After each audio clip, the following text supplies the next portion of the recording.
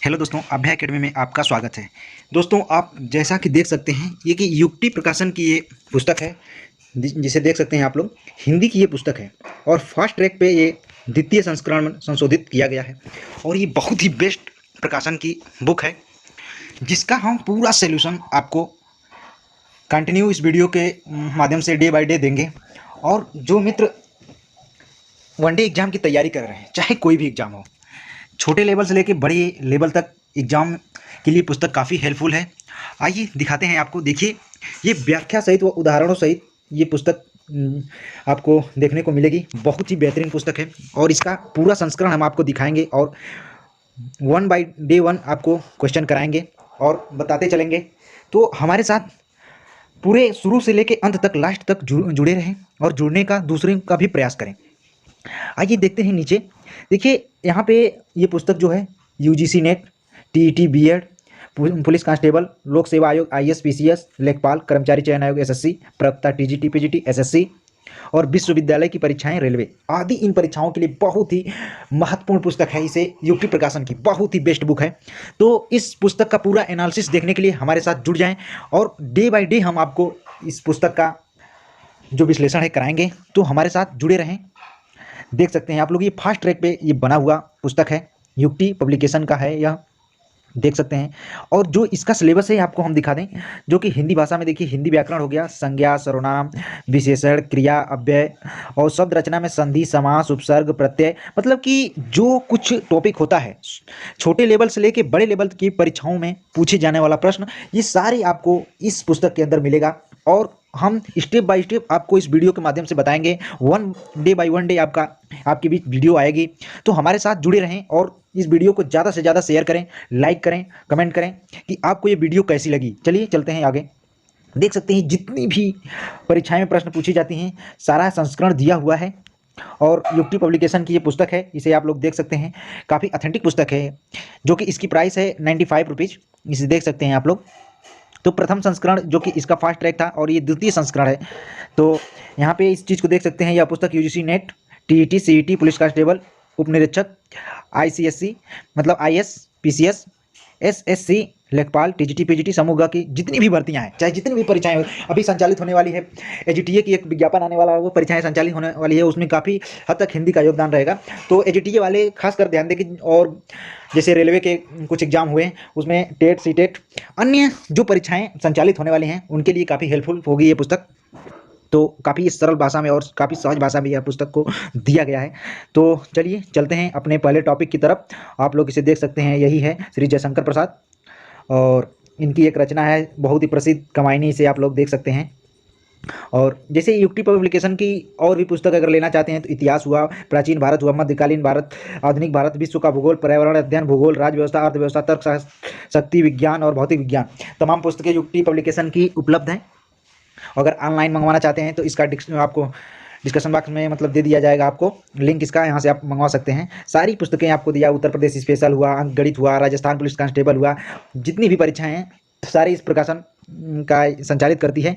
आइए चलते हैं अपने पहले टॉपिक पर, हिंदी। इसे देख सकते हैं, हिंदी का जो ये पहला अध्याय है। तो यहाँ से ये शुरुआत करेंगे हम लोग आज बहुत धमाकेदार पारी के साथ, और हमारे साथ जुड़े रहिए। पूरी बुक खत्म करेंगे हम, तो हमारे साथ जुड़े रहें। तो दिया हुआ है, सबसे पहले दिया हुआ है कि हिंदी भाषा का प्रादुर्भाव कब हुआ, तो 1000 ईसा पूर्व के आसपास हुआ है। और भाषाओं का विकास क्रम, कभी कभी ये बहुत ही मोस्ट इंपॉर्टेंट की श्रेणी में इसे रखेंगे कि भाषाओं का जो विकास क्रम है, बहुत से एग्जामों में ये पूछा हुआ है। तो सबसे पहले संस्कृत, इसके बाद पाली, फिर प्राकृतिक, फिर अपभ्रंश, फिर हिंदी, इसके बाद फिर अपभ्रंश, सॉरी माफ़ करेंगे, संस्कृत, पाली, प्राकृतिक, अपभ्रंश, हिंदी। और एक क्वेश्चन और दिया हुआ है कि हिंदी से ठीक पहले की भाषा कौन थी। तो दिया हुआ है कि हिंदी से पहले की ठीक भाषा, यहाँ पे देख सकते हैं आप लोग कि हिंदी से ठीक पहले की भाषा जो थी ये अपभ्रंश थी, अपभ्रंश से ठीक पहले की भाषा प्राकृतिक थी, और प्राकृतिक से ठीक पहले की भाषा पाली थी, और पाली से संस्कृत। तो कभी कभी ऐसे भी क्रम बैठाने को दे देता है, कभी कभी ऐसे पूछ देता है कि हिंदी के पहले ठीक भाषा कौन सी थी, ऐसे क्वेश्चन घुमा के पूछ लेता है। तो आप क्रम ध्यान में रखेंगे आप। और यहाँ पे दिया हुआ है कि हिंदी किस लिपि में लिखी जाती थी, तो ये देवनागरी लिपि में लिखी जाती थी। और जो बॉक्स में दिया हुआ है काफ़ी इंपॉर्टेंट चीज़ें दिया हुआ है, इसे आप लोग बहुत ध्यान से देखेंगे। कुछ हद तक हम इसको जूम करने का प्रयास करते हैं। देखिए, तो यहाँ पे दिया हुआ है कि दिया हुआ है कि हिंदी भारत की राजभाषा है, सरकारी कामकाज की भाषा है। संविधान के भाग 17 अध्याय 1 धारा 343 के फर्स्ट में हिंदी को राजभाषा घोषित किया गया, जिसकी लिपि देवनागरी थी। यहाँ से क्वेश्चन ऐसे पूछता है कि हिंदी भाषा संविधान की किस धारा से उल्लेखित की गई है। तो यहाँ पे आप क्वेश्चन लगाएंगे 343 धारा ए या फर्स्ट या क, जो भी ऑप्शन में रहेगा तो आप इसे ऑप्शन में ढूंढ के लगाएंगे। दिया हुआ है कि हिंदी भारत के लगभग 70 करोड़ लोग बोलते समझते हैं, इसलिए यह देश की बहुसंख्यक लोगों की भाषा है। इसी कारण यह भारत की राष्ट्रभाषा कही जाती है। और सबसे बेहतरीन क्वेश्चन यहाँ पे दिया हुआ कि हिंदी दिवस कब मनाया जाता है। तो हिंदी दिवस जो है 14 सितंबर को मनाया जाता है। अगर यही चीज़ पूछ दे कि विश्व हिंदी दिवस कब मनाया जाता है, तो विश्व हिंदी दिवस 10 जनवरी को मनाया जाता है। इसे आप लोग ध्यान में रखेंगे कि 10 जनवरी को विश्व हिंदी दिवस मनाया जाता है और हिंदी दिवस 14 सितंबर को मनाया जाता है।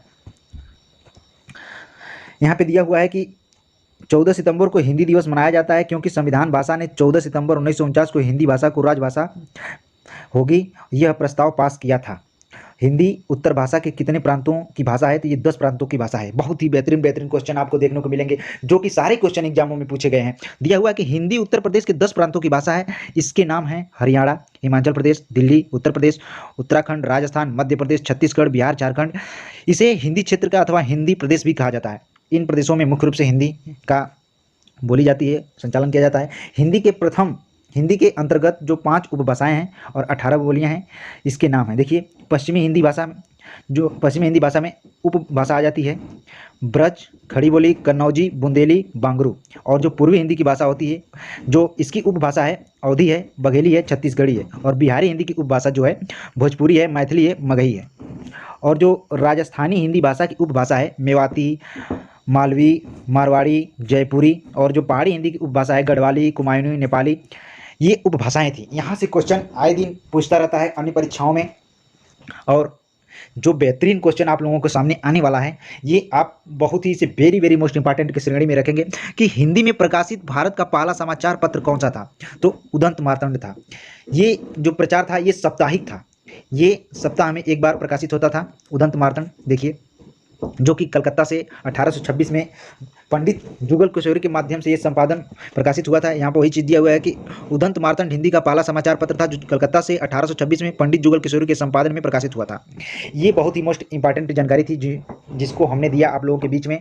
तो ये वीडियो अगर आप लोगों को अच्छी लग रही है तो इसे दबा के शेयर करिए और दूसरों को भी हेल्प करने का थोड़ा सा अपने जिम्मा लीजिए कि उन दोस्तों का भी थोड़ा सा हेल्प हो जाए। आइए चलते हैं अगले टॉपिक पे। यहाँ पे दिया हुआ कि पश्चिमी हिंदी और उसकी बोली का विकास जो है स्वरश्रेणी अपभ्रंश से हुआ, जबकि पूर्वी हिंदी का विकास जो हुआ अर्धमागही अपभ्रंश से हुआ है। ये बहुत गौर करने वाली टॉपिक है। यहाँ पे देखिए कि पश्चिमी हिंदी और उसकी बोलियों का विकास जो है स्वरश्रेणी अपभ्रंश से हुआ है। पश्चिमी हिंदी की बात कर रहा है यहाँ पे देखिए। और जबकि पूर्वी हिंदी का विकास है जो अर्धमागही अपभ्रंश से हुआ है। पंजाब, गुजरात, जम्मू कश्मीर, महाराष्ट्र, आंध्र प्रदेश भी प्रांतीय भाषाओं के साथ साथ हिंदी बोली जाती है। हिंदी फिल्मों में, टेलीविजन कार्यक्रमों में, रेडियो एवं टीवी पर प्रसारित होने वाली हिंदी खेल कमेंट्री हिंदी को लोकप्रिय बनाने में विशेष सहायता की है। वर्तमान में हिंदी अखबारों की संख्या 300 से 350 के आसपास है। इतनी बड़ी संख्या में पत्र पत्रिकाएं किसी दूसरी भाषा में नहीं प्रकाशित की जाती हैं। हिंदी भारत की संपर्क भाषा है भी है, क्योंकि भिन्न प्रांतीय भाषाओं बोलने वाले लोग पारस्परिक संपर्क के लिए हिंदी का ही प्रयोग करते हैं। तो यही सब जानकारी दिया हुआ है। थोड़ा सा हम और इसको बड़ा करते हैं और आप लोग को दिखाते हैं कि संविधान की 8वीं अनुसूची में 22 भाषाओं का जो उल्लेख दिया हुआ है। कभी कभी पूछ सकते हैं कि भारतीय संविधान में कितनी भाषाओं का उल्लेख है, तो आप लोग सीधे सीधे ऑप्शन में लगाएंगे कि 22 भाषाओं को। तो 22 भाषाएं कौन कौन है, आइए इसे जानने का हम प्रयास करते हैं। तो जो पहला है असमिया, गुजराती, कन्नड़, कोंकणी, मणिपुर, नेपाली, पंजाबी, सिंधी, तेलुगु, बोडो, संथाली, बंगला, हिंदी, कश्मीरी, मलयालम, मराठी, उड़िया, संस्कृत, तमिल, उर्दू, मैथिली और डोगरी।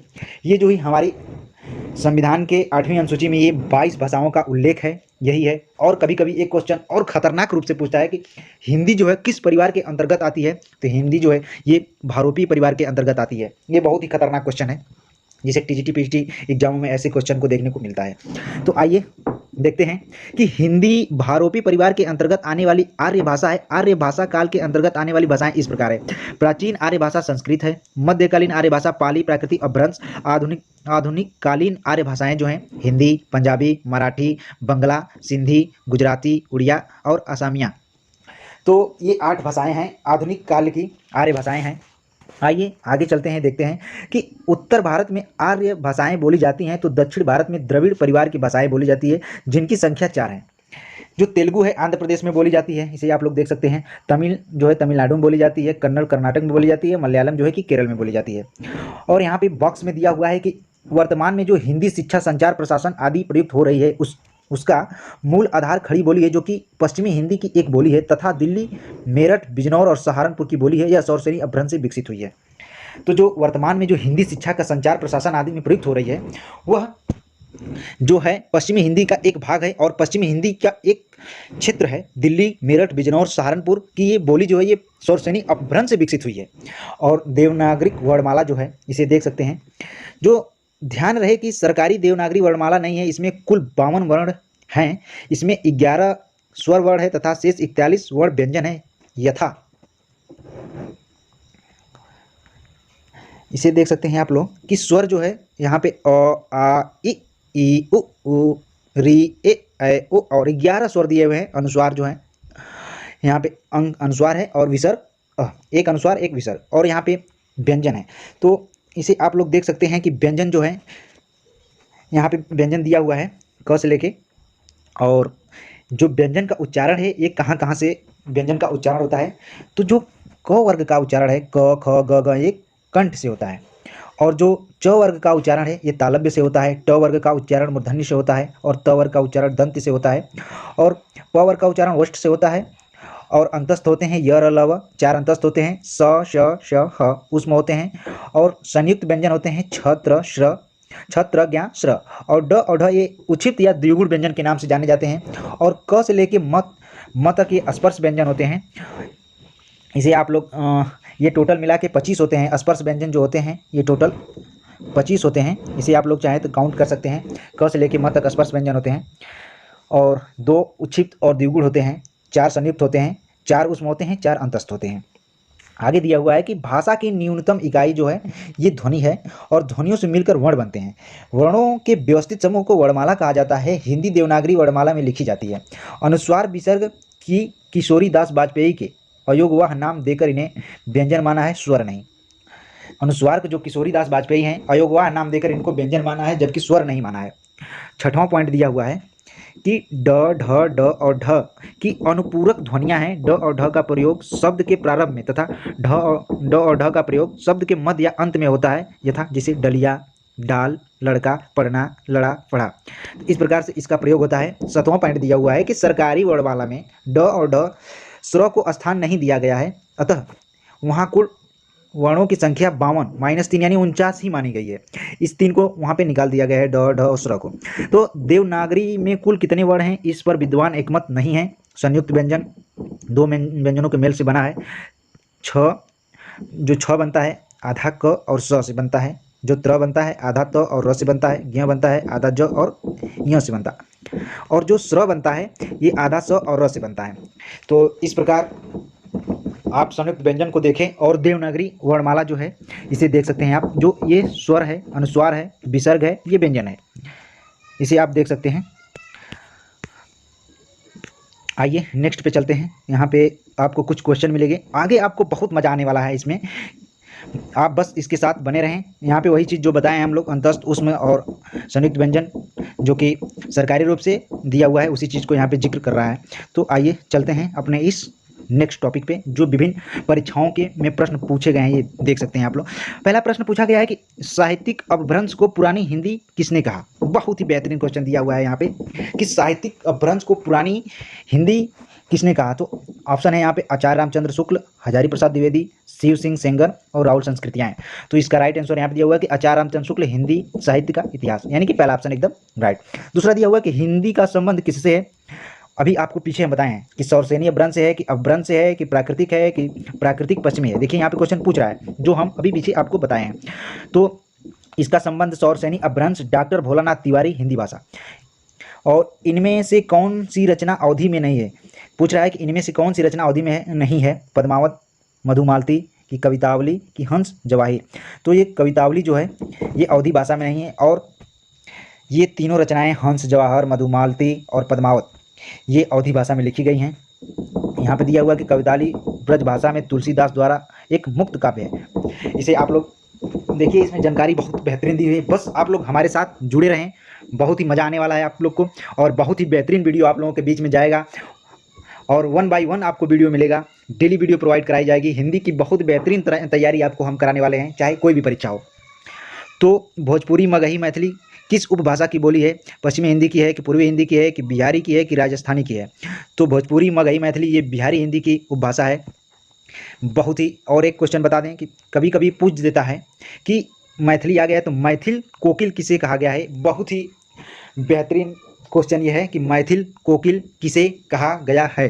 कभी कभी ये क्वेश्चन जो है काफ़ी परीक्षाओं में पूछता है, और बहुत ही बेहतरीन क्वेश्चन है। मैथिल कोकिल जो है ये विद्यापति को कहा गया है। मैथिल कोकिल विद्यापति को कहा गया है। एक बात और कि ये जो प्रश्न है 4 नंबर का, इसे देख सकते हैं कि छत्तीसगढ़ प्राध्यापक वाली परीक्षा में पूछा गया है। बहुत ही बेहतरीन पुस्तक है, और इसका जब एनालिसिस आपको बीच हम देंगे तो बहुत ही मजा आने वाला है। बस हमारे साथ जुड़े रहिए। देखिए, अगला क्वेश्चन दिया हुआ है कि छत्तीसगढ़ी बोली किस उपभाषा की है? पूर्वी हिंदी की है, पश्चिमी हिंदी की है, कि पहाड़ी हिंदी की है कि राजस्थानी हिंदी की है? तो ये पूर्वी हिंदी की भाषा है। ऑप्शन नंबर ए एकदम राइट सही है। और पूर्वी हिंदी की 3 बोलियां हैं, अवधी, बघेली, छत्तीसगढ़ी। ब्रज भाषा किस भाषा की अपभ्रंश से हुआ है? तो ब्रज भाषा किस भाषा के अपभ्रंश से हुआ है? कि सौरसेनी से हुआ है, कि मागधी से हुआ है, कि अर्धमागधी से हुआ है, कि 85 से हुआ है? तो जो इसका राइट आंसर बनेगा ऑप्शन नंबर ए बनेगा। ब्रज भाषा जो है पश्चिमी हिंदी की बोली से है, जो कि सुरसेन प्रदेश में बोली जाती है। इसका विकास सौरसेनी अपभ्रंश से हुआ है। अगला क्वेश्चन दिया हुआ है कि हिंदी को राजभाषा कब घोषित किया गया? अभी आपको हम पीछे बताए हैं कि हिंदी को राजभाषा कब घोषित किया गया। 14 सितंबर 1949 को घोषित किया गया। और ऑप्शन में दिया हुआ है, आइए देखते हैं, 26 जनवरी 1950, 14 सितंबर 1949, ये एकदम राइट आंसर है, आपको मिल गया है, और ढूंढने की जरूरत नहीं है।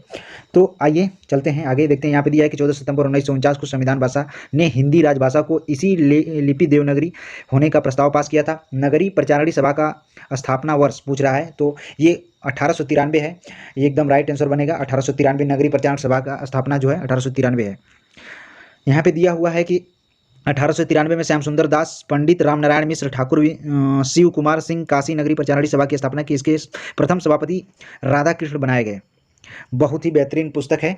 और आज के लिए बस इतना ही। क्वेश्चन नंबर 9 से आगे आपको बढ़ाया जाएगा, यानी कि कल आपको इसके आगे वीडियो प्रोवाइड कराई जाएगी। कैसा लगा आपको ये वीडियो, हमें ज़रूर कमेंट बॉक्स में बताएं। और पूरा वीडियो देखने के लिए आपका बहुत बहुत धन्यवाद। और एक बात और, जो मित्र चैनल पर नए हैं, चैनल को सब्सक्राइब करें, लाइक करें, शेयर करें।